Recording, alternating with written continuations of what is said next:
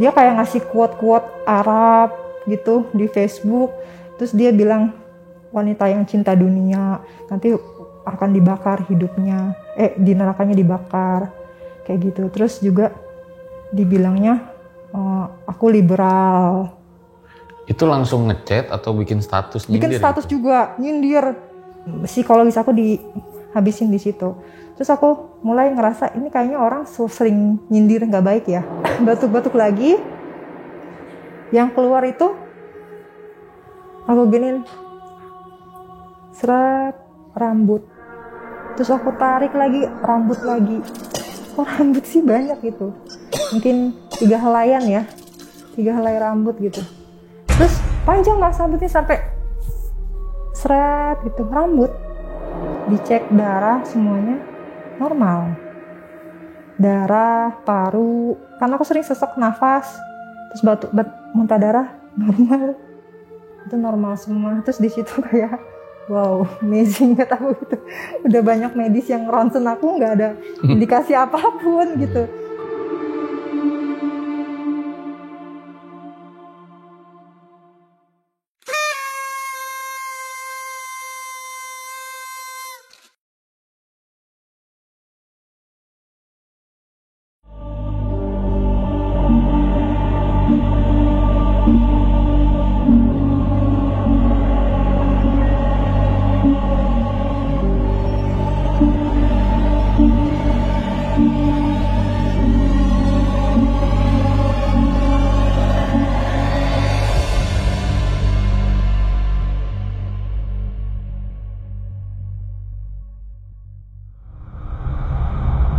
Berbicara soal cinta, itu memang penuh misterius kalau menurut gua ya. Karena apa? Karena kadang gara-gara cinta, seorang itu bisa galau berat. Kadang gara-gara cinta juga, orang itu bisa ketawa-ketawa sendiri gitu. Kalau orang lain lihat, nih orang kenapa gitu ya? Padahal ya itu dia, karena cinta. Makanya ada sebuah quotes katanya, cinta itu deritanya tiada akhir.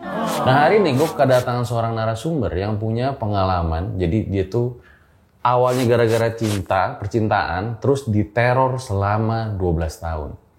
Halo, Assalamualaikum Kak Aisyah. Waalaikumsalam Mas Fajar.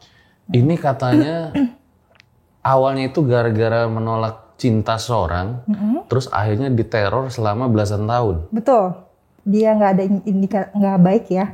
Jadi saya nolak, terus akhirnya disantet, diteror 12 tahun. Katanya karena memang sudah kemana-mana begitu ya, sudah coba ke ruqyah, psikolog, terus ke dokter, masih terus mengalami, sampai akhirnya minta tolong ke Komnas Perempuan kalau nggak salah ya? Itu Komnas Perempuan itu sekali aja sih, cuma sudah berkonsultasi juga dengan saudara karena takutnya malah nanti kena balik ya, karena kita nggak punya barang bukti, jadi nggak, lebih baik nggak usah. Sampai kalau keadaan linglung itu makan sabun sampai kayak begitu katanya. Pas mandi hampir mau makan sabun. Kemudian juga pas mandi itu saya guyuran itu bingung apa yang saya harus lakukan mandi. Jadi akhirnya saya refleks aja, saya ambil sabun, saya mau makan. Pas saya mau makan, kok saya mau mandi makan sabun. Harusnya saya guyuran, terus saya pakai sabun ke badan.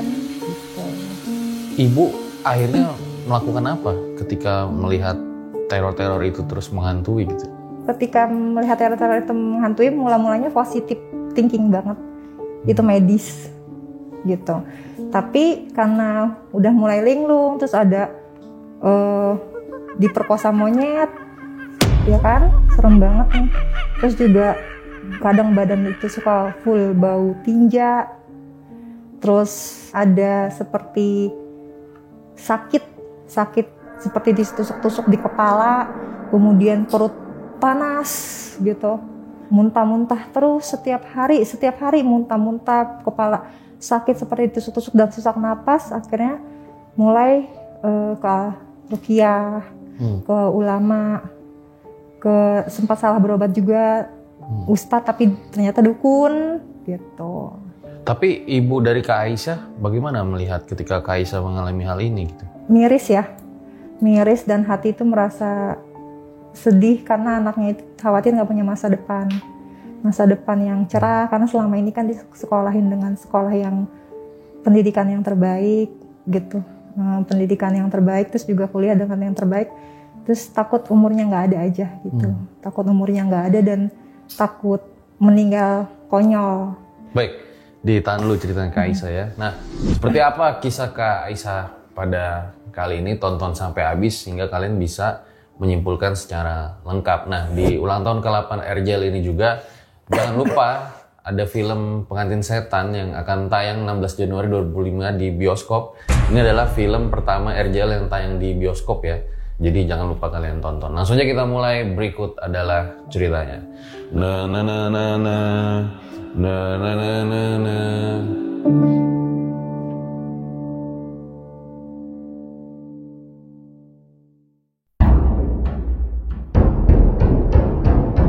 Ya seperti biasa guys, kalau di RJL nggak ada narasumbernya, kita suruh tambah-tambahin ceritanya. Ya Kak Aisyah ya, sebagai seorang yang lulus S2 gitu ya, tentu kan pikirannya harus logis dulu gitu ya. Awal mula ceritanya itu seperti apa sih? Awal mula ceritanya itu, aku di 2009 itu ada seorang laki-laki kakak kelas, dia mulai menunjukkan rasa yang suka sama aku, dia mulai ke kelas aku. Terus kemudian ada micro teaching itu kan di pesantren ada micro teaching, dia mulai ke kelas aku, terus abis itu selesai micro teaching itu dia mulai kayak ceng-cengin aku, cari perhatian untuk dikenal namanya kayak gitu. Tapi aku nggak pernah gubris karena diceng-cengin nggak asik kan, nggak seru gitu ya sebagai anak muda, diceng-cengin itu malu abis. Aku diceng-cengin karena aku punya tinggi yang lumayan bagi dia mungkin, jadi aku dibilangnya tinggi banget lah, kayak gitu, lidi apa segala macam, diceng-cengin gitu.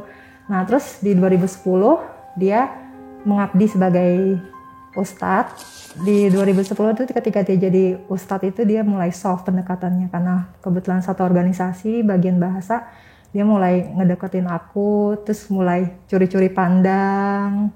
Terus ketika mau keluar kelas, dia di depan kelas itu kayak minta disalim tangannya kayak gitu. Terus nanti ketika ngumpul organisasi, dia itu ngasih film yang bagus gitu. Film? Ini film-film yang bagus nih, rekomendasi film kayak gitu. Gitu. Nah, tapi ketika 2010 itu kan dia selesai pengabdian. Akhirnya di 2011 itu dia berangkat ke Timur Tengah untuk ngambil beasiswa gitu. Karena dia itu di pesantren itu anak yang sangat berprestasi, mempunyai nilai akademisi yang tinggi dan beberapa kali menjadi bintang pelajar, dan juga tahfiznya bagus, terus agamanya bagus, dan dari kalangan darah biru ulama ya kayak gitu. Kemudian juga akhirnya sampai dia mendapatkan beasiswa ke Timur Tengah. Itu sebenarnya adalah menandakan bahwa dia pintar secara akademisi, apalagi sampai ke Timur Tengah beasiswa ya, dia punya naung sorofnya gitu ya, bahasa Arabnya tuh bagus gitu.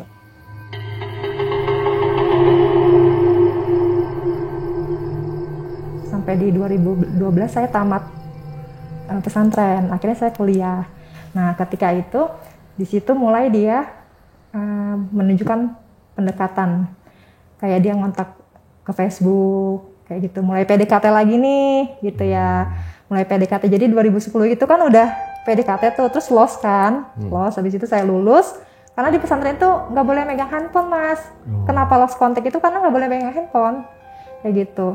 Terus juga bolehnya laptop, tapi kadang Facebook itu di ban, jadi baru bisanya Google, Twitter tuh kadang nggak dapet gitu. Jadi lost contact kayak gitu. Terus 2012 itu baru dia kita nyambung gitu ya, dari Facebook pindah ke WhatsApp kayak gitu.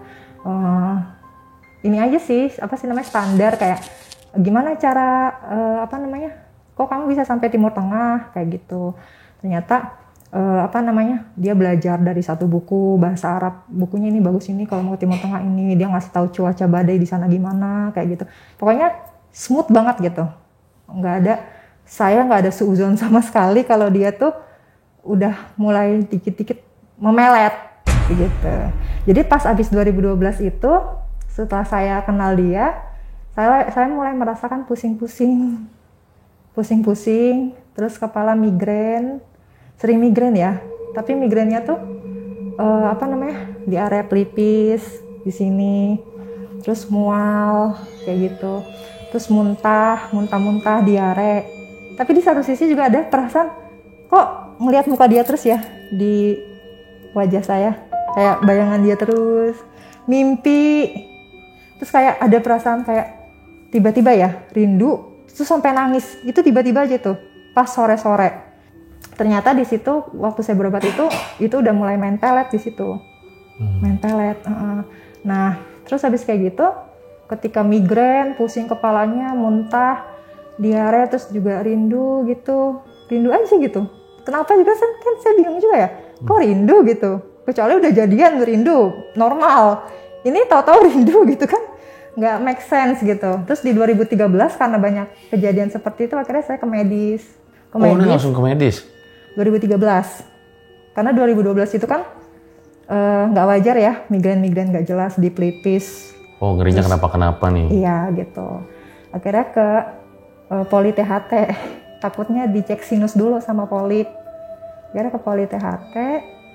Pas kayak gitu nggak kenapa-napa. Terus bulan depannya lagi dicek lagi, nggak kenapa-napa juga. Sampai dokternya itu emosi. Kata dokternya, ibu emang mau bu anak ibu sinus sama polip bu? Ibu beneran mau? Kan saya sudah bilang bu, anak ibu nggak kenapa-napa. Coba dokter cek lagi deh yang lengkap dok, itu takutnya ada jendolan di hidung saya, terus anak saya jadi sering pusing sampai ke pelipis-pelipis kepala gitu loh gitu. Enggak ada apa-apa ibu gitu. Kira kita balik dengan hati kecewa. Orang beneran pusing kok kayak gitu. Kok dokternya gitu? Iya kali, aneh. Kita malah yang kesel sama dokternya, padahal nggak ada. Terus habis kayak gitu juga masih husnuzon aja sih. nggak ngerasa apa gitu. Terus ada kutu banyak, kutu rambut. Kutu itu kaget juga ya, kok ada kutu banyak gitu. Padahal kan saya udah dewasa gitu ya, ada kutu banyak. Terus akhirnya diseritin kan, rambutnya diseritin, terus dikasih peditok gitu-gitu ya. Terus disampoin juga, sampoin sampai tiap hari. Pas sampoan udah diseritin nih sore-sore, habis tinggal anak-anaknya. Besok sorenya banyak banget. Di rambut? Banyak, banyak. Terus pas banyak itu gede-gede. Harusnya kan itu ya dia ya 3 hari lah atau 2 hari, dia jangan secepat itu gede banget. Gede, ya gitu. Itu kayak orang gila, garuk. Memang sebelumnya nggak pernah kutuan? Di pesantren. Oh pernah? Tapi pas ada kasus itu kutuan. Terus habis gitu bingung juga gitu di situ.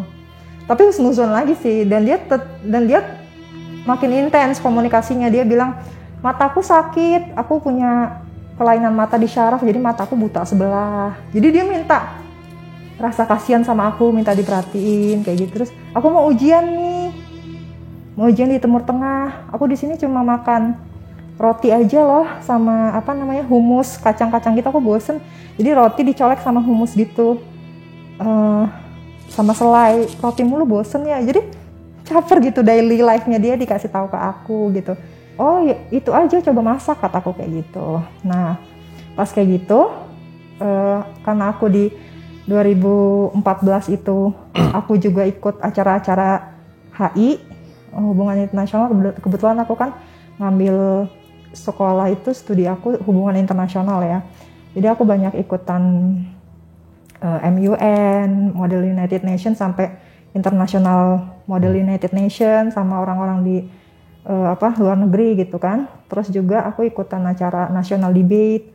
Habis gitu juga di situ mulai aku posting aja ya, sebagai sebagai orang yang normal aku posting aja gitu. Terus dia di situ mulai ada omongan-omongan yang nggak baik ke aku.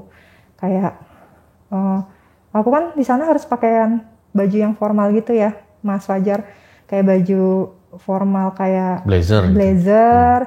Terus hitam, terus waktu ikut MUN sama National Debate itu, kalau kita ke sana nggak pakai heels yang 5 cm itu diusir. Bukan diusir, suruh beli sepatu. Nah pas lagi di MUN itu, International Model United Nation itu lebih ekstrim lagi, harus 10 cm. Jadi di situ pas aku posting tuh seolah-olah dia ngelihat aku tuh kayak wanita matre. Dia bilang sendiri. Jadi dia kayak ngasih quote-quote Arab gitu di Facebook.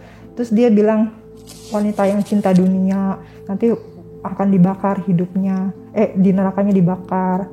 Kayak gitu. Terus juga dibilangnya aku liberal. Itu langsung ngechat atau bikin status nyindir? Bikin status gitu? Juga, nyindir. Tapi nggak mention? Kalau mention sih dia ngasih quote Arab ke aku. Tapi nyindir kan? Kayak orang berkerudung jangan seperti punuk unta belakangnya, siapa yang pakai konde gitu kan. Jadi udah dikasih gaslighting ya namanya ya, disalah-salahin aja gitu. Jadi psikologis aku dihabisin di situ. Terus aku mulai ngerasa ini kayaknya orang sering nyindir nggak baik ya, kayak gitu. Terus habis kayak gitu, aku mulai nggak suka di situ. Kok aku baik sama dia, aku ngasih perhatian sama dia, tapi kok dia malah menghina aku. Sampai dia puncaknya itu sampai dia bilang orang tuanya korupsi kali, kok suka di hotel, kan acara MUN sama National Debate masa acaranya nggak di ballroom, kan di ballroom kan kadang ya kayak gitu. Jadi disangkanya itu tidur juga kali sama laki-laki yang lain, disangkanya gitu mas, melacur. Jadi bahasanya jelek kayak gitu. Nah pas kayak gitu udah aku nggak ada rasa tertarik ya sama dia, benar-benar toksik kataku, mulutnya kayak gitu kan, toksik. Nah pas kayak gitu akhirnya aku mulai tipis-tipis tuh aku blok WA-nya. Dia kontak pakai nomor lain. Terus habis kayak gitu karena nggak dapet tuh aku blok juga Facebooknya. Akhirnya orang-orang PPI mas, Pemuda Persatuan Pelajar ya, PPI ya, PPI ya. Iya, orang PPI di Tim Tank tuh, tapi nggak spesifik dari negara yang dia sekolah. Ada beberapa PPI yang beda negara gitu. Itu kontak aku, terus minta disambungin, katanya dia di kamar tuh lagi diem aja menyendiri nangis gitu. Istilahnya dia sedih gitu mas, karena akunya lost contact kayak gitu. Terus nanti dia mau pulang nih karena dia mau lulus 2015, kamu mau nitip apa kayak gitu. Nah habis kayak gitu di situ aku mulai kayak udah aku nggak mau ribet-ribet nih, kok malah banyak campur tangan gini sih, ada orang PPI, ada dia, PPI-nya juga ngontak ke WA, ke Line, nggak satu orang lagi, 2-3 orang kayak gitu. Akhirnya di situ aku mulai semua aku blok-blokin, terus aku ganti nomor. Di situ tuh aku udah rese banget sih kataku kayak gitu kan. Akhirnya pas kayak gitu puncaknya itu di 2015. Nah di 2015 itu aku mulai, setelah aku meng-cut off semua dia dan teman-temannya dia itu, selang 2 minggu dari aku cut off dari aku lost contact, dari aku blok-blokin, terus aku juga ganti nomor. Selang 2 minggu itu aku tiba-tiba di situ aku kan lagi sholat Isya, terus aku baca Waqiah sama Mulk gitu ya buat sebelum tidur. Secara sadar itu aku lagi baca Quran gini loh mas, lagi tiduran terus gini. Terus aku taruh, udah istirahat kan, aku taruhlah di sini Qurannya, tangan gitu. Monyet hitam giniin tangan aku, dan rasanya itu berbulu banget, kayak nahan buat aku tuh biar begini gitu. Terus nahan, terus jari-jarinya itu tajam mas, jari-jarinya tajam, mukanya itu besar berbulu, terus itu seperti dia ingin memperkosa. Karena kaki aku aku tidur pakai gamis ya, gamis katun gitu, bukan dasar, gamis katun. Terus kaki aku tuh di gini loh, dipaksa begini gitu. Terus aku mulai gini, mulai nggak mau gitu. Itu ada kayaknya 5 menit aku berperang sama makhluk itu. Aku baca ayat kursi yang banyak, aku teriak tapi nggak ada yang bisa nolongin karena teriakan aku nggak ada suara. Kayak ditahan gitu loh. Terus semakin aku teriak semakin diginin mulutnya sama si monyet besar itu dan hitam dan berbulu. Aku ngerasain banget berbulu. Habis kayak gitu, di situ aku baru selang 5 menit aku baca ayat kursi, aku baru bisa teriak gitu. Ini monyetnya satu apa banyak?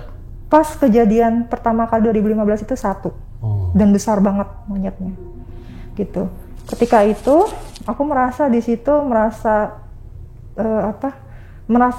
orang yang kena sexual harassment tapi secara goib. Tapi itu membuat mental aku merasa jatuh banget loh, jatuh dan merasa kayak aku tuh hina banget dan apa yang dia mau dari aku gitu. Secara terang-terangan kan gede banget gitu.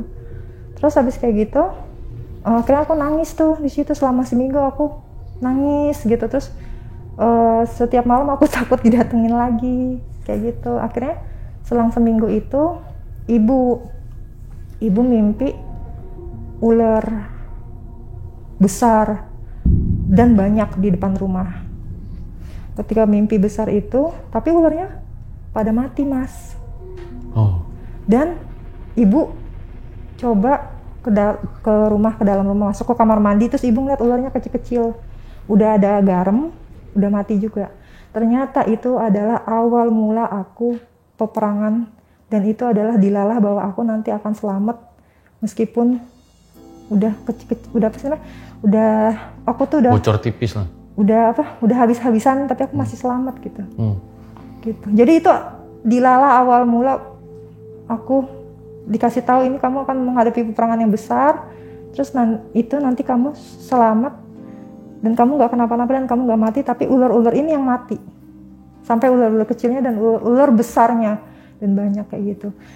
Di situ aku mulai merasa keanehan kalau badan aku bau tinja. Jadi seolah-olah itu aku tuh kayak BAB sepanjang hari gitu, Mas. Aku lagi duduk di ruang tamu ngobrol sama ibu, kok bau tinja ya gitu. Kalau BAB siram nggak sih? Bau banget gitu. Terus akhirnya aku cek ke WC, siram, kataku kayak gitu. Nggak ada, coba tuh lihat di WC, nggak ada kan, kataku gitu. Kok bau? Aku juga nyium, Mas, bukan ibu aku doang, aku nyium. Kok bau ya, bau. Aku giniin bau badan aku gitu. Terus juga puncak-puncaknya itu juga aku pas mau mandi, aku bingung. Aku mau mandi, aku masuk ke kamar mandi. Pas aku mau masuk ke kamar mandi itu, aku ngerasa apa yang harus aku lakukan, aku bingung. Jadi ada gayung, ada air, ada sabun. Terus aku bingung, air, gayung, sabun, aku harus apa ya? Bingung. Itu nggak kejadian, itu aku belum ada kejadian aku nangis-nangis, stres, enggak, aku lagi biasa aja. Terus akhirnya aku milih apa? Aku milih sabun. Terus aku gini, pas udah masukin mulut, aku ambil gigit, Mas. Astagfirullahaladzim, ini kan sabun, harusnya sabun tuh jangan dimakan. Itu pelan, kayak bukan kayak orang ke kamar mandi kan, kalau kamar mandi refleks ambil sabun mau makan sabun. Itu kok mau makan sabun gitu. Terus akhirnya aku taruh sabunnya. Terus aku guyuran juga aku bingung. Apa yang aku harus guyur? Ya guyur lah ke badan gitu. Terus mau guyuran bingung juga. Terus habis guyuran ngapain ya? Habis guyuran ya sabunan. Bingung gitu di situ bingung. Terus aku di situ cerita, Bu, masa Ica bingung tau Bu ngapa-ngapain? Udah nggak wajar kata ibu aku gitu. Ibu juga mimpi ular seminggu kemarin kayak gitu. Terus di situ mulailah aku sakit yang nggak wajar. Sakitnya seperti apa? Sakitnya itu sakit kulit, Mas. Jadi badan aku tuh full kayak gatal-gatal gitu, tapi satu badan sampai ke muka-muka. Terus kayak orang cacat sih, kena berdarah-darah. Di sini nih kaki berdarah-darah, tangan berdarah-darah gitu. Karena digarukin gatel ya? Digaruknya juga sebenarnya gini-gini aja sih. Terus habis kayak gitu punggung, Mas, punggung. Terus habis kayak gitu, ini aku coba ingat memori aku ya. Terus habis kayak gitu di sini nih kayak kecakar gitu loh. Tapi mungkin itu cakaran aku ya. Iya. Tapi cakarnya pelan tapi jadinya ekstrim gitu.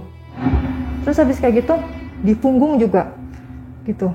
Berair semua. Terus akhirnya aku ke dokter.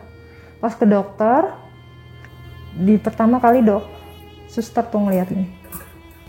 Sakit apa mbak? Tangan sampai bentol-bentol begitu, sampai lecet-lecet gitu. Pas digini, astagfirullahaladzim. Kan itu ya, darah apa sih namanya, kayak goresan gitu kan. Terus ini mah belum seberapa nih, kaki aku lihat, ya Allah. Terus disuruh buka bajunya, dokter liatin di punggung kan. Pas di punggung, ya Allah mbak ini diapain kok sampai lecet-lecet. Jadi kayak dicakar-cakar gitu loh. Perih, kena air juga perih banget. Akhirnya diresepin sama dokter itu, mbak mandi harus pakai air sabun ya. Terus body lotionnya diganti, body lotionnya jadi body lotion minyak kelapa, dikasih obat racikan. Jadi aku nggak boleh pakai body lotion yang hand body yang beli gitu. Terus juga habis kayak gitu dikasih obat jerawat, terus kayak skincare gitu dari dokternya. Udah pulang, habis pulang jeda 2 minggu nanti kesini lagi ya. Pas ke situ lagi tambah parah. Parahnya gimana? Parahnya itu ya makin kayak perih gitu loh kakinya. Itu pas malam takbiran. Perih, kakinya terus kayak bengkak-bengkak gitu, kayak merah-merah, kayak bentol gitu loh mas, kayak orang bentol gitu. Tapi udah kayak parah gitu, lecet-lecet ya, lecet-lecet. Terus akhirnya dokternya bingung, kenapa ya mbak gitu.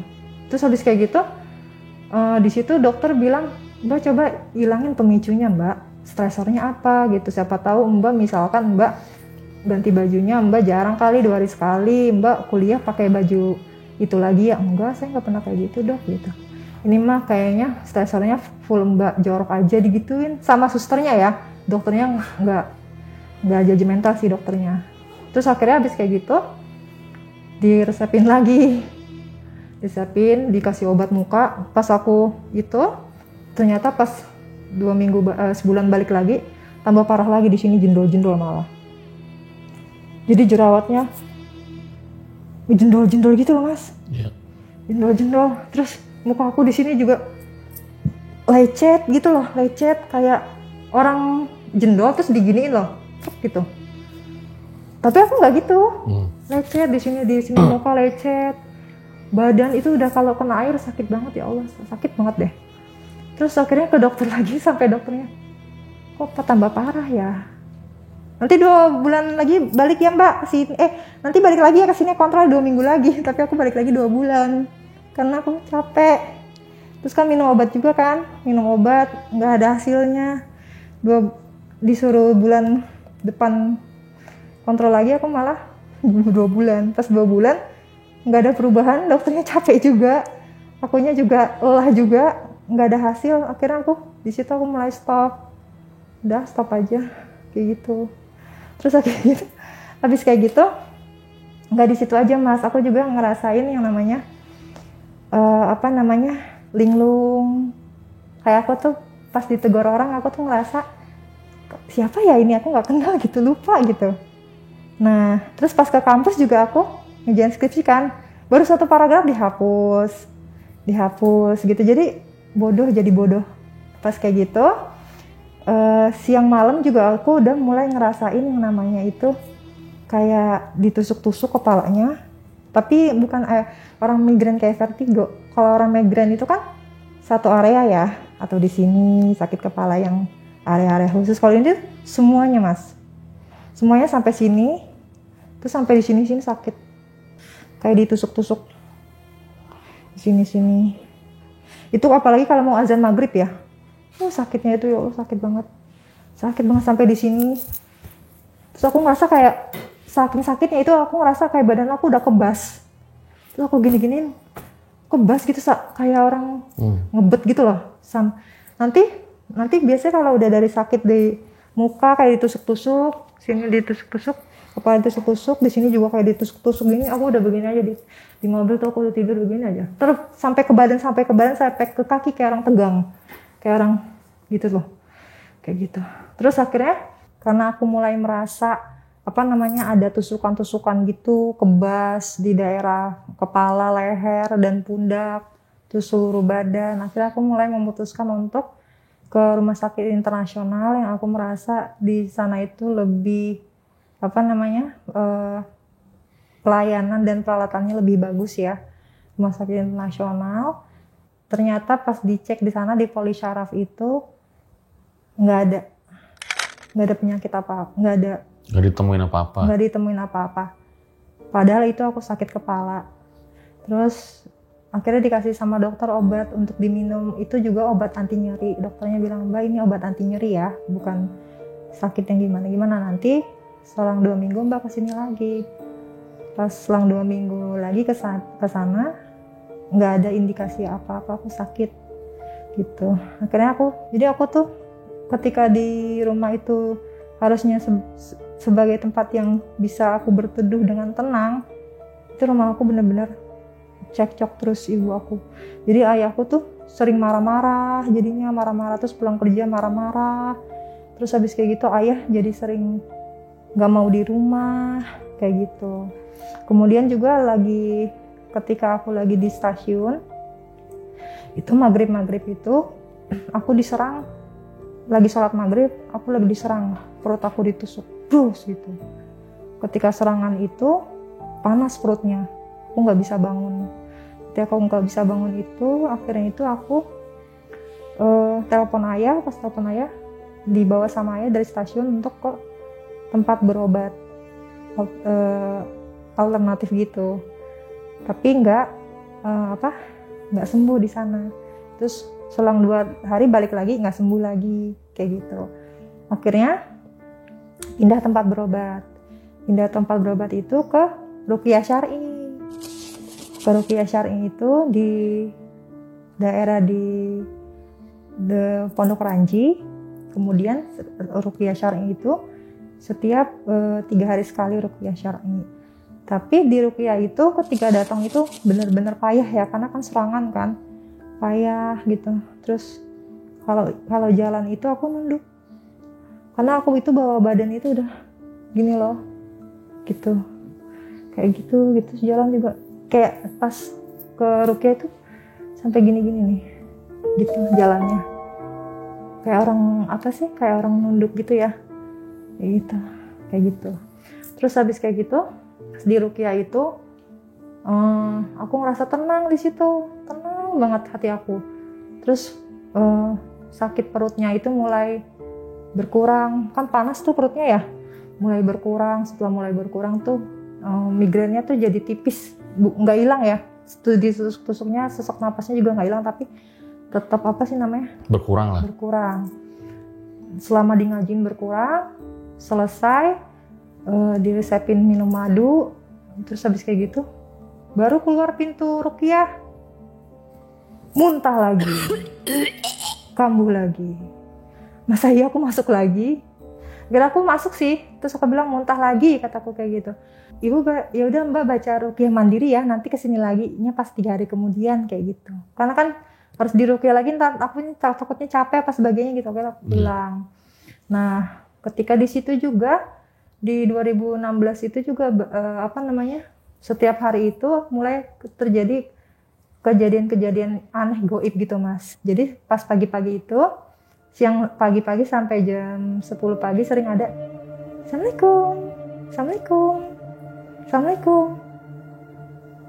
Nah, Aisyah gitu panggilan aku. Pas aku lihat keluar tuh ya, ini nggak ada orang. Terus nanti besok lagi, Assalamualaikum. Aku ngintip dari pagar. Gak ada orang. Suaranya cewek cowok? Itu anak kecil Mas. Jadi gini, suaranya gini, Assalamualaikum. Kalau orang dewasa kan Assalamualaikum. Itu selalu anak kecil. Assalamualaikum gitu. Suaranya kayak gitu. Terus kadang ada di satu hari aku tuh makin aku diemin, aku kan nggak mau jawab ya, karena aku pas aku baca-baca gitu, kenapa ada Assalamualaikum, katanya itu kalau nggak orang mau nyantet kita, kalau nggak orang itu kita mau dibunuh secara gaib gitu. Nah aku akhirnya nggak jawab Assalamualaikum, itu Assalamualaikum makin keras Iya, makin keras suaranya. Assalamualaikum, assalamualaikum, assalamualaikum. Gitu. Terus-terusan. Gitu.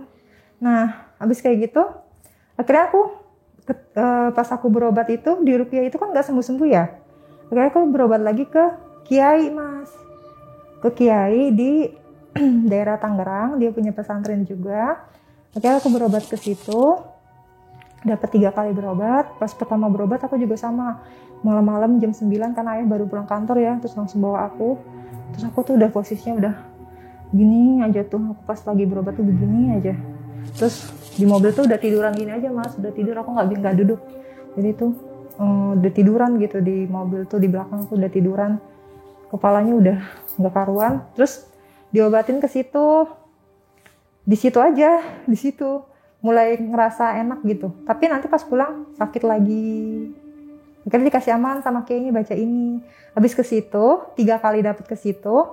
Akhirnya aku nggak ini, kata kiainya mutusin untuk jangan kesini lagi ya Mbak. Kenapa? Karena saya ngelihat Mbak nggak makin membaik, justru makin parah. Jadi kalau orang yang baik itu, Mas, kalau dia melihat kita tidak sembuh dengan pengobatan dia, bukan kayak orang dukun yang ayo Bu terus kesini, ibu masa nggak percaya kalau ibu kesini terus nanti sembuh, tunggu aja waktunya ntar juga sembuh. Jadi harus panjang gitu. Kalau orang baik itu enggak. Jadi pas sama ulama itu dibilang, ibu jangan kesini, mungkin saya bukan ahlinya, ibu Mbak cari yang lebih ahli lagi, mungkin ilmu saya tidak setara dengan yang ngerjain kayak gitu. Soalnya orang yang di sini rumah tangganya oleng karena dikerjain orang, sampai mau cerai, kesini udah pas kedua kali langsung bilang udah nggak kenal lagi gitu. Nah akhirnya aku disuruh untuk itu nggak berobat di situ lagi. Terus tapi itu juga kejadian aneh juga di 2016 itu juga, selain orang assalamualaikum itu juga ada anak kecil main tiap jam 3 malam. Jadi jam 3 malam itu kan di tempat aku kan ada garasi mobil di depan kamar aku. Itu ada hentakan kaki, Mas. Kayak tak tak tak tak tak, kayak lari gitu loh, tapi cepat. Kayak gitu. Tapi itu cowok suaranya, anak kecil cowok. Setiap di jam 3 malam. Dari 2016 sampai 2018. Itu 2 tahun ya. Itu setiap hari jam 3 malam. Nanti di jam 2 malam itu ada anak kecil tapi rame suaranya lagi main di rumah kan, depannya lapangan kayak orang lagi main bola gitu loh. Terus ada kayak orang warawiri lagi main bola, lagi main petak umpet, lagi main benteng gitu. Terus habis gitu dia lari-lari, pas aku buka gitu, loh kok kosong, gak ada orang, kayak gitu. Terus juga sering ada kuntilanak, Mas. Jadi kuntilanaknya itu sampai sekarang ya, aku masih sering lihat kuntilanaknya itu. Kalau dulu setiap hari datang. Itu kalau aku lagi serangan, itu aku udah ketakutan dari jam 5 sore dia udah di depan kaca kamar aku. Kalau dia datang itu hebat banget serangannya. Jadi kuntilanaknya tinggi banget, Mas, badannya tinggi, bukan yang kuntilanak pendek kayak manusia badannya. Tinggi, besar badannya. Kayaknya ada deh segede gini besarnya. Besar. Gitu. Terus rambutnya itu enggak yang segini, tapi segini nih. Di bawah lutut ya? Iya, di bawah lutut. Terus rambutnya tuh kayak ikal gitu loh, tapi tebel dan jibrek gitu. Terus matanya begini. Dan wajahnya senyumnya tuh senyum kayak creepy, kayak boneka Chucky gitu loh, kayak gitu. Dan itu selalu ketawa. Itu setiap aku serangan selalu ada di depan kaca.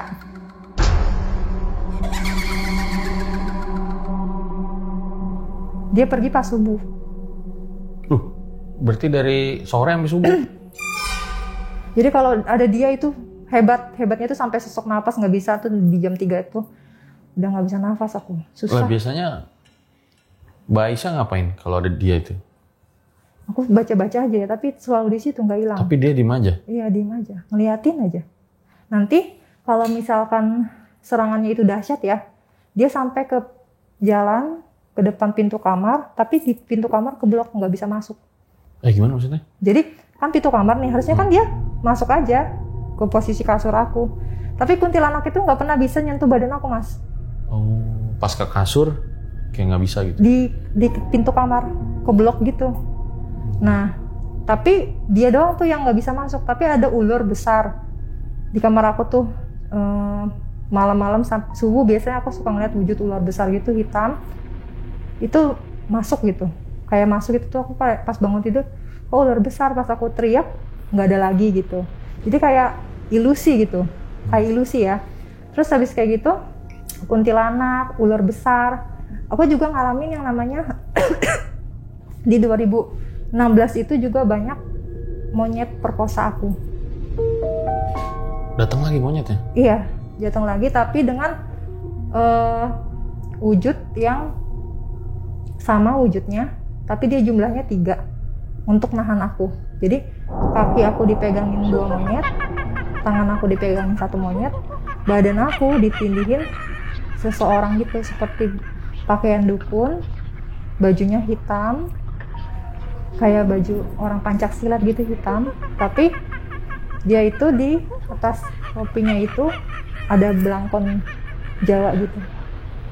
Itu. Terus si monyet-monyetnya ini, Mas, tiap mau memperkosa itu, dia di kasur itu aku udah diginiin, dipegangin tangannya. Terus kakinya aku ditahan gini. Terus si manusianya itu, yang dukunnya itu, yang aku lihat wajahnya kayak dukun ya, berusaha buat buka kaki aku. Kayak gitu. Terus disitu aku udah nahan-nahan gitu. Dia tuh sampai nyentuh ke area dadaku, Mas. Payudara gitu, terus sampai ngebujuk gitu loh. Kayak gitu loh. Tapi itu aku terus banyak baca-bacaan gitu. Dan itu, Mas, pertahanannya itu bener-bener kayak nyata loh. Kayak orang diperkosa dengan manusia gitu. Sampai aku merasa sakit banget gitu diginiin. Kayak diremes gitu loh. Terus ditahan kakinya gitu. Terus sampai jari-jarinya tuh sakit, ngerasain di tangan aku tuh sakit gitu loh. Terus di situ aku baca terus yang banyak sampai aku merem begini, kemudian dia hilang. Jadi itu kejadiannya tuh biasanya sebulan 2 kali. Jadi dia itu didatang di minggu ketiga. Biasanya malam. Terus pas lagi aku haid juga. Selalu. Jadi aku tuh kalau lagi haid sama malam minggu ketiga itu aku udah deg-degan ya, terornya deg-degan. Terus itu udah teror kuntilanak, teror diperkosa monyet, dan yang aku lihat wujud dukun. Dukun itu mukanya tapi nggak kelihatan? Kelihatan, Mas. Loh, kelihatan? Kelihatan manusia. Tapi nggak kenal dia siapa? Nggak kenal. Dan itu bukan satu dukun, Mas. Jadi ini wajahnya gini, terus bulan depan beda lagi wajahnya. Kadang ada yang perawakannya tuh kurus ya. Mungkin kalau dia pakai baju size-nya S gitu. Terus ada yang sedang, tapi yang sampai overweight, yang obesitas nggak ada sih. Aku ngeliatnya kurus dan sedang aja. Tapi maaf nih kalau saya tanya, boleh dijawab, boleh nggak dijawab. Nah pada saat monyet megangin terus apa yang terjadi gitu? Dia nggak sampai itu ya, nggak sampai penetrasi gitu ya, bahasa itu ya produksi kita. Nggak sampai. Jadi dia baru buka kaki aku udah begini. Dia cuma berhasil mau mencium aku, terus dia udah cium begini, akunya udah begini, dan dia berhasil juga ini megang payudara aku. Jadi diremes sama dia. Si monyetnya? Monyet dan manusianya. Oh. Jadi itu benar-benar nyata, Mas. Kalau aku ngerasain itu pasti kejadian itu nyata, itu aku lihat. Karena aku bukan tertepan loh. kayak gitu. Lagi bangun ya? Itu ada ibu juga kadang minta tolong ke ibu? Oh itu lagi malam itu aku lagi posisi tidur ya. Kayak jam 2. Tapi kebangun? Jam 12. Kebangun gara-gara itu. Kayak gitu. Terus kadang juga aku sebelum dia kayak gitu aku mimpi dulu. Ada sih beberapa kali tapi nggak sering mimpi kayak dia si dukun itu buka kemaluan dia. Jadi itu di situ pas aku mimpi, oh ini ada kayak triggering orang mau memperkosa gitu. Kayak gitu. Dan perlawanannya itu benar-benar perlawanan nyata sih menurut aku ya. Karena ditahan terus dia sampai giniin. Terus sampai mencium gitu. Kayak gitu sih. Dan di situ aku udah mulai ngerasa kayaknya dia juga mau numbalin aku deh, bukan mau santet aku doang. Dia kayak mau numbalin sama dukunnya juga kayaknya nafsu kali ya. Kan dukun itu kan bisa jadi dia nyari tumbal juga ya. Kayak gitu. Aku sih ngerasanya di situ. Kayak gitu. Akhirnya 2016 itu ekstrim banget ya menurut aku ya. Perjalanan aku ke rumah sakit juga.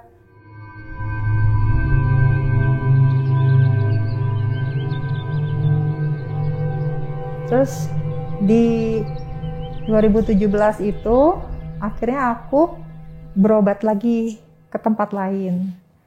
Ketika aku berobat itu apa sih namanya? Kayak salah tempat berobat. Jadi salah tempat berobat itu kayak dia ngakunya ustadz. Tapi dia bukan ustadz mas, dia dukun. Kenapa ketahuannya itu pas dia syariatin aku suruh mandi kembang. Terus pas lagi bilangnya mau ruqyah kan, tapi ternyata pijitnya di daerah sini nggak pakai sarung tangan kayak gitu. Terus habis kayak gitu, kok gitu sih kataku kayak gitu. Terus dipegangin tangannya gini kayak gitu. Terus ngomongnya tuh udah ngaco gitu, kayak ini aku ngerasa nih kayaknya dukun cabul ya, orang dukun cabul ya, aku ngerasa kayak gitu. Terus datang ke dia. Terus datang ke dia malah tambah penyakit, malah tambah parah mas.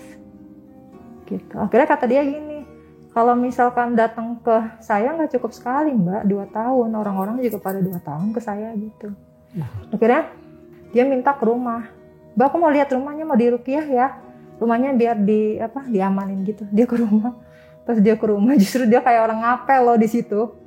Kayak betah gitu loh, lama dia. 4 jam di rumah aku. Ngapain? Ngobrol sama ibu aku sama aku. Aku di situ udah enek-enek aja ya. Udah enek-enek kataku, ini ngapain sih orang lama banget di sini, aku kan orang sakit ya. Kayak gitu. Terus di situ kayak dia juga pas ketemu awalnya tuh bajunya biasa aja. Pas ke rumah aku tuh bajunya batikan gitu mas. Batikan pakai pantofel, pakai parfum. Apa coba kalau dia nggak pengen menarik hati orang kan? Jadi berubah gitu. Yang tadinya kucel kumel gitu kan, terus pas ke rumah aku bawa mobil mewah. Tadinya kan nggak punya mobil, bawa mobil kayak mungkin dia nyewa ya. Nah di situ tuh mulai dia minta tarif itu seminggu 700.000 selama 2 tahun kayak gitu. Tapi aku nggak sampai 2 tahun, baru 7 bulan di situ aku mulai stop. Terus pindah berobat lagi. Pas pindah berobat lagi, dia yang berobat pindah lagi, dia bilangnya juga ustadz. Dia amalannya amalan jelas lah, amalannya bagus kok amalannya gitu. Zikir pagi petang, terus baca tawasul dan sebagainya. Ternyata dia juga main hitam putih juga. Jadi yang hitam main, yang putih main gitu. Terus di situ juga dia nyuruh Mbak mau gak sama anak ponakan saya? Aku nggak mau. Terus mau gimana? Mbak mau Mbak kan disantet kan gara-gara Mbak kan belum nikah. Coba Mbak udah nikah pasti dia berhenti. Jadi disuruh mau sama ponakannya dia gitu. Akunya nggak mau, nolak ya. Kok berobat jadi dijodohin sih sama dukun lagi? Itu kan aku jadinya nggak mau kan. Kira aku berhenti di situ. Terus tapi pas berhenti itu mas, justru bukannya berhenti aja, tapi makin dahsyat juga serangannya. Karena double. Jadi disantet sama Didi, juga disantet sama dukun yang ngerjain aku. Gitu. Jadi di situ mulai ada keanehan-keanehan ya. Di situ mulai adik aku sering ngalamin kecelakaan. Aku kan punya adik laki-laki. Dia kalau pulang kerja tuh sering ngalamin kecelakaan, dan kecelakaannya bukan dari kesalahan dia. Jadi kesalahannya itu kayak dia ditabrak dari belakang, kadang ditabrak dari depan, padahal dia udah hati-hati. Di situ kecelakaan terus kecelakaan. Tapi alhamdulillah selalu dikasih selamat.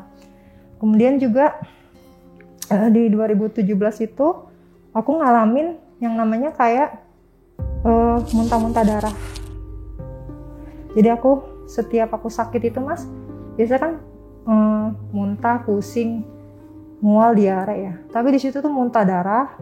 Pas muntah darah itu sampai habis diarenya, sampai habis, sampai muntah, terus putih. Pas putih tetap maksa gitu loh muntahnya. Tetap muntah, tetap maksa, sampai nggak ada yang dikeluarin, tetap narik gitu loh, tetap gitu. Itu sakit banget ya, sesek nafas aku di situ. Terus habis kayak gitu juga aku ada bisikan-bisikan gaib Mas. Jadi bisikan-bisikan gaib itu setiap aku jalan mau berangkat kuliah kayak di CSW gitu ya, itu aku ada bisikan, ayo lari, coba aja lari, nggak kenapa-napa kok, kayak main aja, biasa aja lari. Terus aku makin gini, astagfirullahaladzim. Akhirnya itu makin kencang suaranya, ayo lari, cepetan lari. Aku nggak mau lari, aku kayak gitu. Aku nggak mau sendiri, aku nggak mau lari, kataku kayak gitu. Terus tiba-tiba hilang. Kadang aku baca buku aja, aku biar sembunyiin bisikan gitu. Dan itu di tempat-tempat tertentu kok. Kayak misalkan aku lagi di atas gedung nih, lagi nengokin saudara sakit. Itu mulai langsung kayak, ayo lompat, ayo cepetan lompat dari gedung ini. Kan cuma lompat doang. Lompat.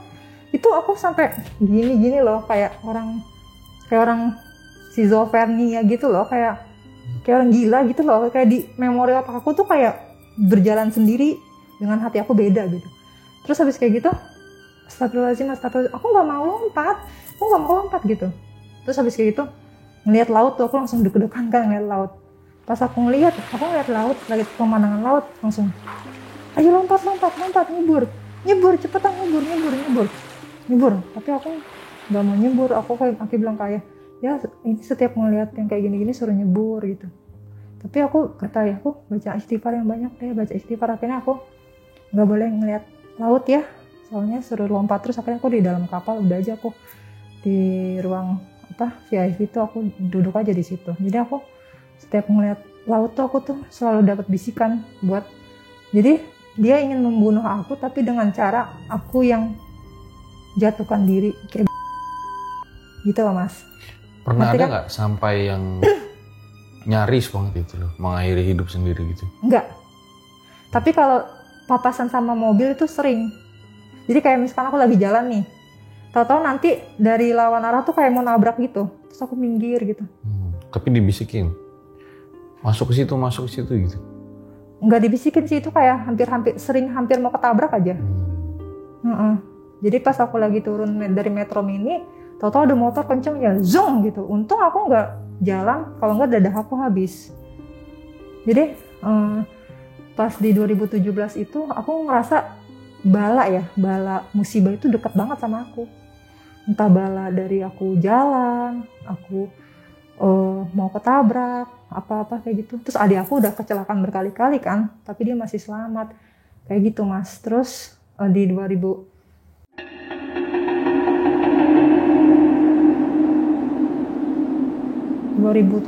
itu Mas, lagi parah-parahnya juga. Yang aku berobat juga malah dikerjain ya. Jadi ada 2 sampai 3 orang yang santet aku ya. 2 dukun, terus juga ada dari Didi juga, serangannya Didi itu yang suka sama aku itu. Terus juga di situ juga di 2017 itu di Facebooknya dia tuh di tag dukun lagi semedi. Jadi ada 13 dukun. Banyak Mas. Aku kira itu cuma 1 ya, ternyata banyak dukunnya gitu. Terus habis gitu itu di kayak air mancur gitu, kayak kali tapi di tempat kayaknya sih aku ngeliat kayaknya itu kayak di air mancur ya, soalnya ada batu-batu, airnya jernih kayak gitu. Aku ngeliat foto sesajen, tapi sesajen itu aku bilang ke ibu, "Bu, ini foto apa ya? Kok ada ayam warna hitam?" Kata ibu aku, "Itu namanya ayam cemani." "Oh, ayam cemani buat apa sih, Bu?" Buat ngerjain orang. Jadi ada ayam cemani 2, terus ada telur, ada pisang, kayak gitu, sesajen. Terus di situ ada foto-foto dukun-dukunnya kayak gitu. Jadi kataku itu yang ngerjain aku tuh bukan 1, 2, 3, tapi 8 sampai 13 orang kayak begitu. Itu terus habis kayak gitu di 2017 juga banyak aku ngalamin yang namanya batuk, keluar batuk lidi gitu, Mas. Jadi pas batuk itu gatal, rasanya gatal banget. Minum obat batuk nggak sembuh-sembuh. Terus makan apa ya, kencur kan, lari ke herbal ya. Terus minum asam Jawa nggak sembuh-sembuh. Tapi lama sih, batuknya 3 bulan gitu ya. Pas puncaknya itu, akhirnya kan aku di situ itu juga ya, penyamalan juga ya, maksudnya baca-bacaan juga gitu, kayak Al-Masurah, terus Yasin gitu kan. Akhirnya di situ emang udah waktunya buat sembuh batuk gitu. Pas keluar lidi. Hah? Lidi segimana? Lidinya segede gini nih. Lidi. Terus pas itu, kok lidi? Gitu. Terus itu juga batuk-batuk lagi kan? Batuk-batuk lagi. Yang keluar itu aku giniin, seret rambut. Terus aku tarik lagi, rambut lagi. Kok rambut sih banyak gitu, mungkin 3 helaian ya, 3 helai rambut gitu. Terus panjang mas rambutnya sampai seret gitu rambut. Terus kalau aku kan ngalamin lidi sama rambut ya, tapi ibu aku itu ngalamin yang namanya kesusupan di kaki, kayak kesusupan lidi gitu loh. Tapi di daerah betis. Pas diambil gini, kok lidi lumayan panjangnya, ada kayak segini kali ya lidinya gitu, panjang. Kok lidi gitu, kayaknya nggak make sense ya, nggak ilmiah, nggak di luar nalar sih sebenarnya ya, aku juga nggak nyangka gitu. Terus habis kayak gitu juga di 2017 itu ya, serangan aku muntah darah tuh dahsyat, sesek nafas itu banget pas di jam 2 mau jam 3 sampai jam 4 mau subuh. Jelang-jelang mau subuh tuh makin dadaku tuh kayak kerembesan air, dingin banget. Terus nggak bisa nafas, sesek gitu. Kayak gitu. Terus kemudian itu di 2017 itu banyak serangan dari Didi dan dukun-dukun.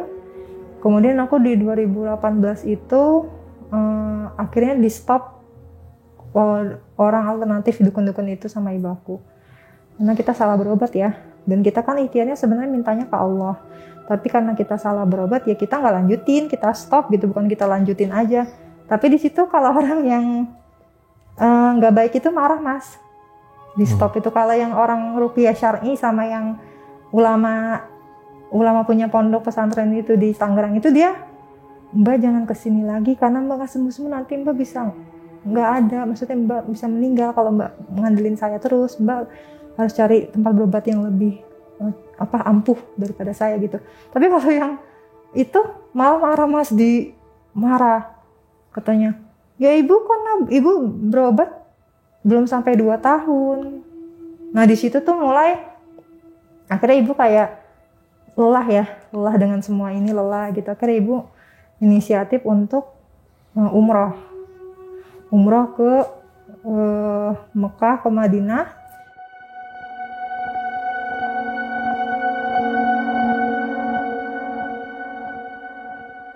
Tapi di 2018 itu 9 hari ibu umroh itu bagi aku kok keajaiban ya. Karena di situ aku baru bisa tidur dengan nyenyak.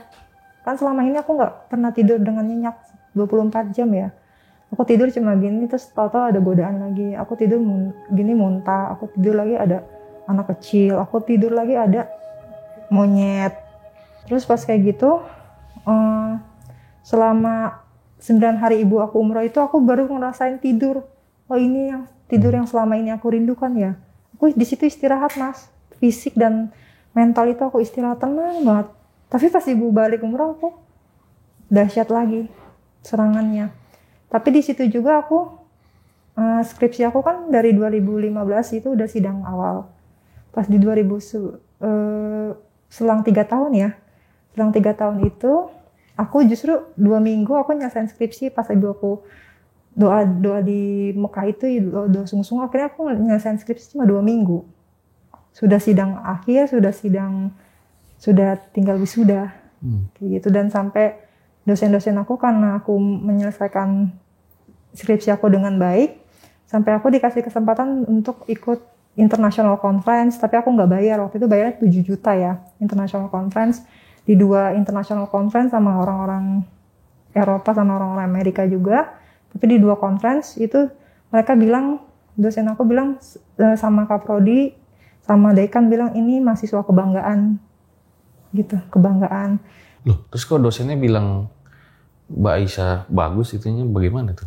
Setelah 2018 itu kan miracle. Oh. Jadi ibu aku umroh itu langsung di situ tuh. Langsung nyelesain skripsi. Wah, seminggu itu ajaib banget ya. Ajaib banget. Tuh aku ngetik selesai. 1 minggu. 2 minggunya itu udah termasuk sidang. Terus kata dosen gini, ini ya revisi harus 14 hari ya.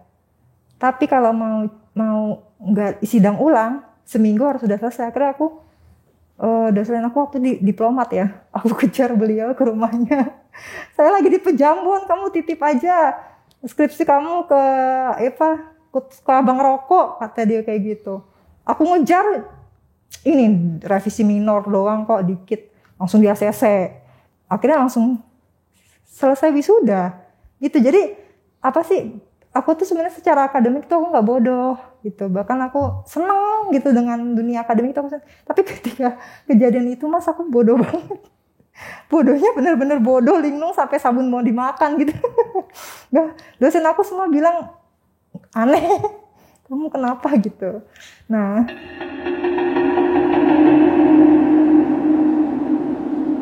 terus di 2020 itu lagi aku mulai ke psikolog sama ke psikiater.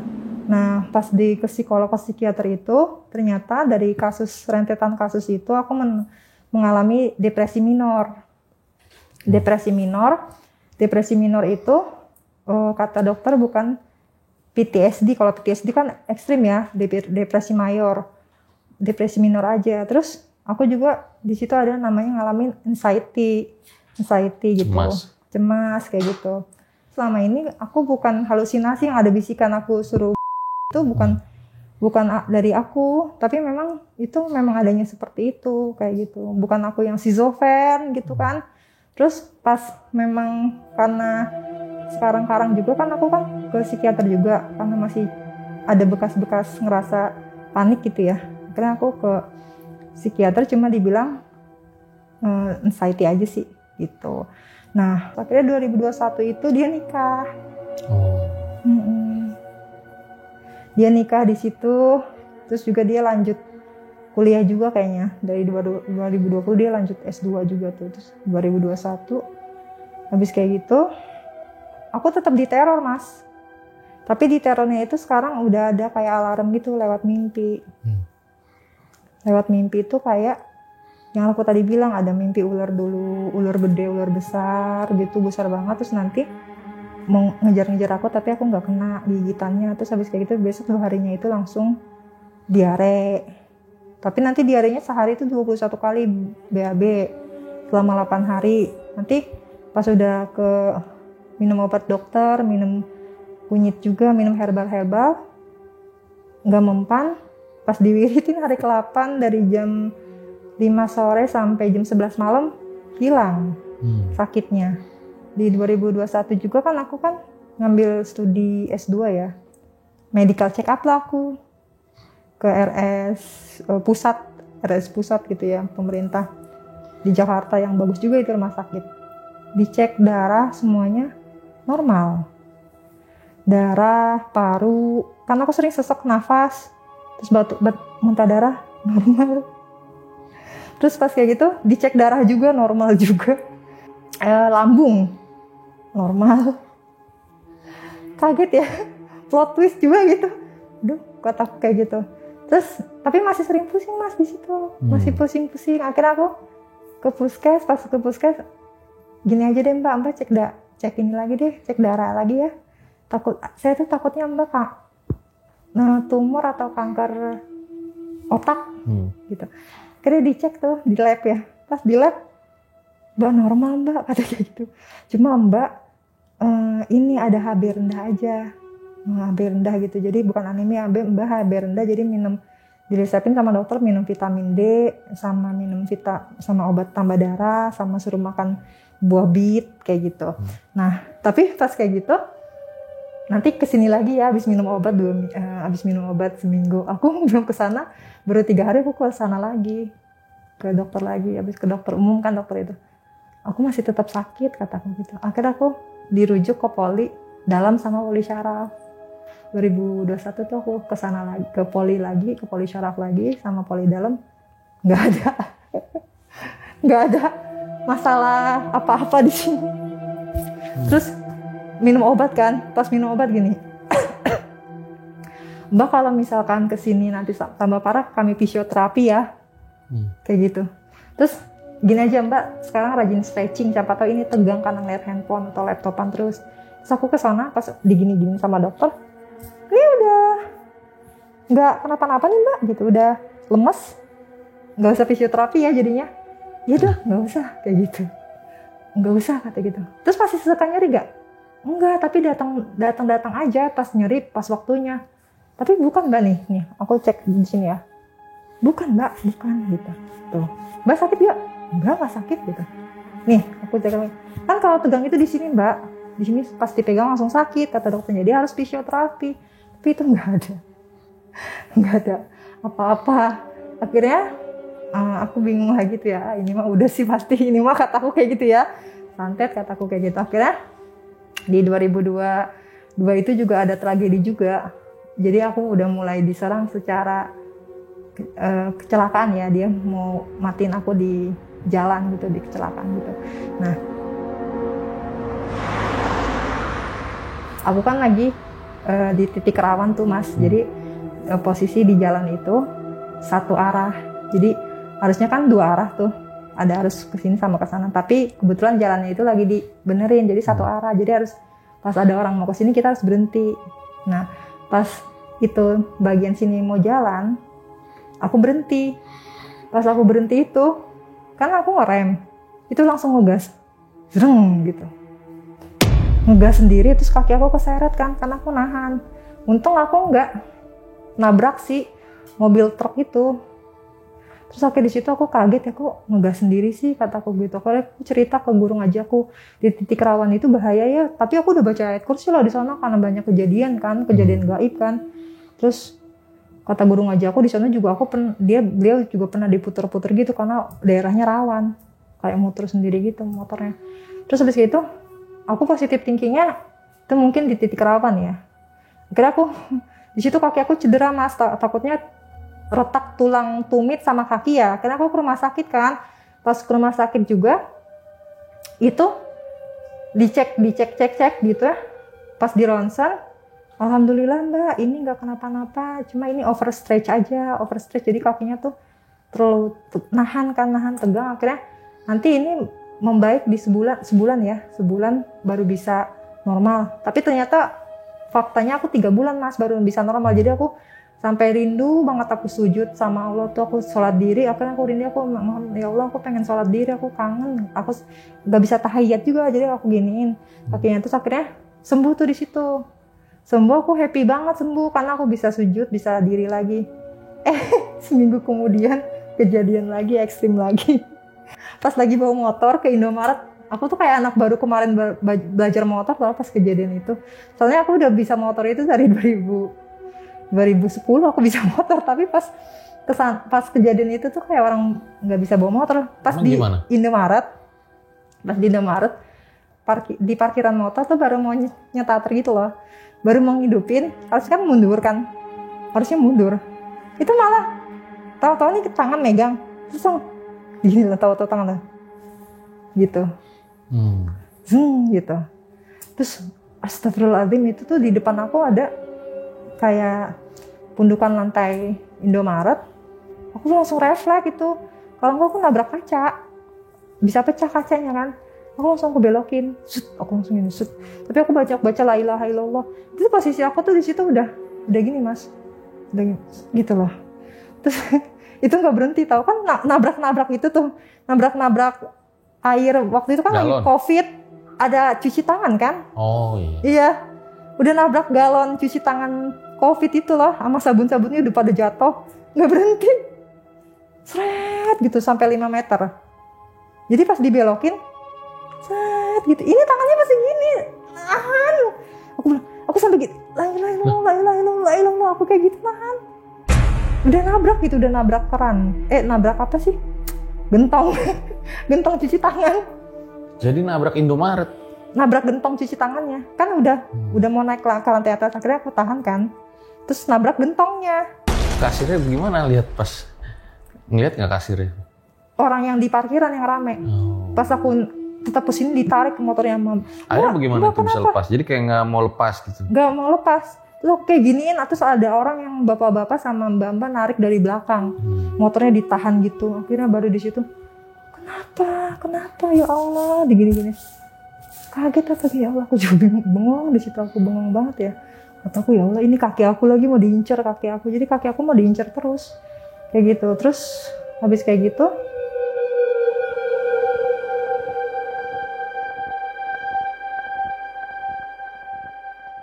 setelah itu kan di 2021 itu, di 2022 itu aku habis kejadian di Maret itu aku jatuh ya dari motor, terus akhirnya cedera lagi kan kaki aku karena yang diserang itu kaki.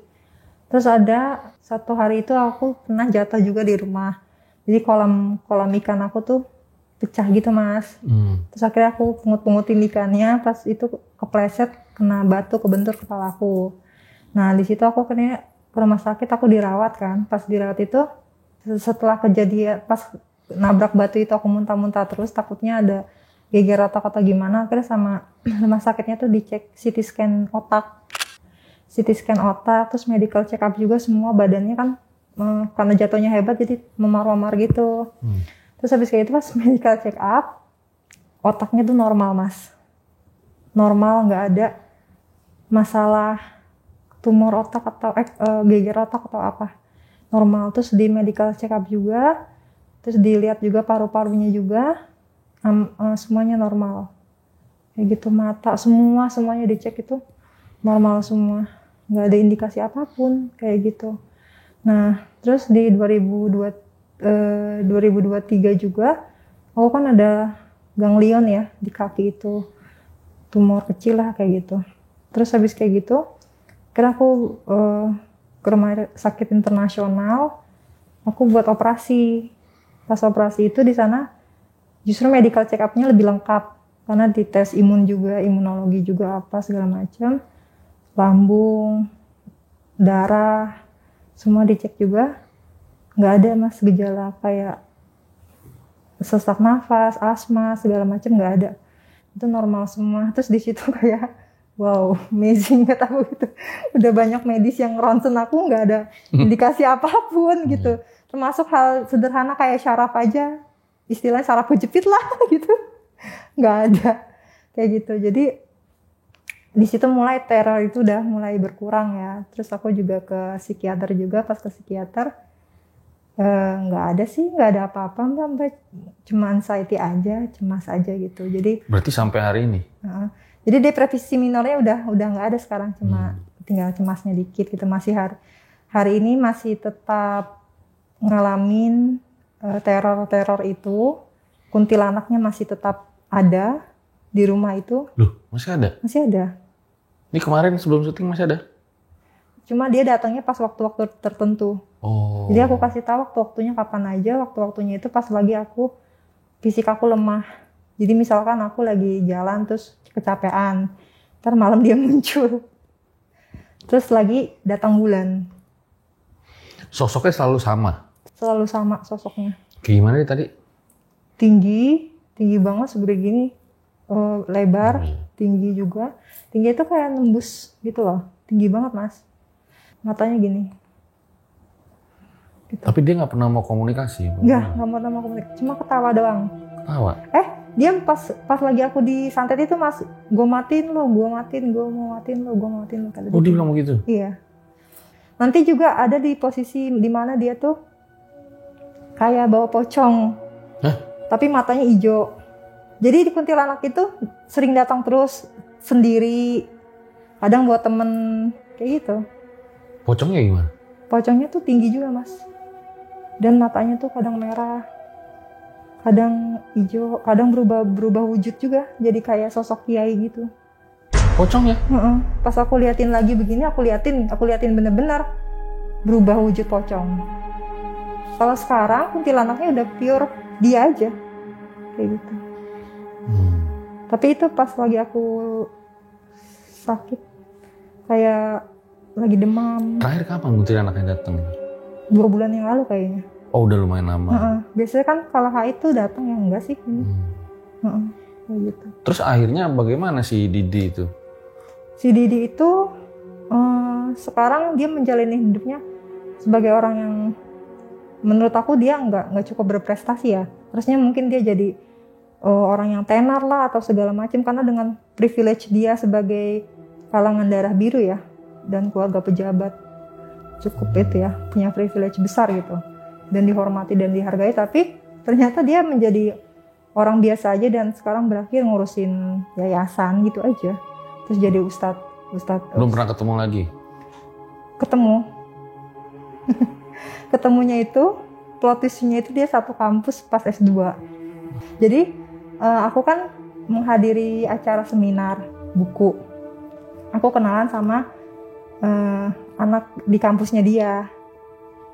Temennya dia ternyata. Terus dia posting foto aku, si temennya itu. Kasihlah namanya misalkan Mawar. Si Mawar itu posting aku, terus dia nanya, ini kan Aisyah ya namanya, kok kamu tahu, kata si Mawar. Oh ini teman saya, kata si Didi. Oh teman gitu ya? Oh gitu, kenal, kata dia gitu. Ya kenal lah, kata dia kayak gitu. Terus teman aku ngasih tahu, si Didi kan teman aku loh di kelas. Oh temen? Di situ tuh aku baru tahu, oh dia udah S2 ya. Di situ aku udah S2, terus gini, kapan mau seminar lagi, ajak-ajak aku ya, nanti ada kuliah umum, kata dia gitu. Kamu mau ikut gak? Soalnya temen aku makin sering posting-posting, kita kan suka ikut acara seminar bareng tuh, makin sering dia. Terus pas mau kuliah umum dia juga upload foto aku. Terus kata temanku gini, masuk yuk ke kelas. Kelasnya Didi Lagi ada kelas. Enggak, nanti dia itu lagi nervous lagi, kata aku gitu.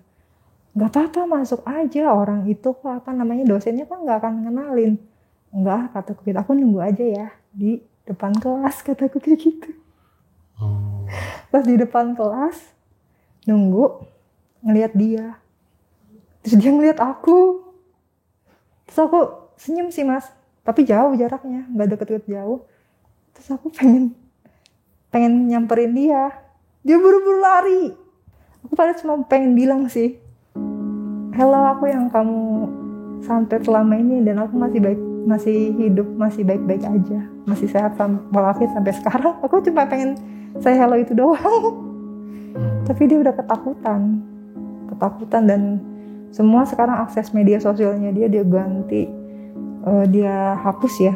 Terus di akun di alumni itu juga udah nggak ada gitu. Jadi kakak kelasku bilang dia udah nggak ada, dia di alumni juga dia udah tenggelam gitu. Nah tapi kan balik lagi ya mbak, bahwa namanya santet itu pembuktiannya kan susah ya, bagaimana begitu kan, membingungkan lah gitu. Nah Mbak Aisyah ini mikir kalau misalnya si Didi itu pelakunya karena apa gitu? Mikir pelakunya itu ya pas aku cut off kontaknya dia. Terus di 2018 itu setelah aku sembuh juga aku langsung terang-terangan sih. Aku buka lagi blokirannya, terus aku bilang, kamu yang nyantet aku ya? Kayak gitu. Kirim chat? Iya. Aku gak takut santet kamu, kataku kayak gitu. Aku gak takut ya santet kamu, kataku kayak gitu. kamu mau matiin aku juga aku nggak takut, kataku kayak gitu. Terus dia diem aja di situ, nggak ngerasa salah, nggak ngerasa apa gitu. Terus temennya dia yang di Timur Tengah itu nge-tag dia di 2020 itu bilang kalau dia tuh menyesal. Jadi temennya tuh kayak buat kisah panjang kalau dia tuh punya teman yang melakukan hal yang aib yang besar lah gitu, aib yang besar yang mungkin orang agama tuh nggak pantas ngelakuin itu, tapi dia insyaf gitu, kayak gitu. Terus juga kan banyak keanehan juga setelah pas lagi di Twitter itu bahasanya gini terus, cinta ditolak dukun bertindak.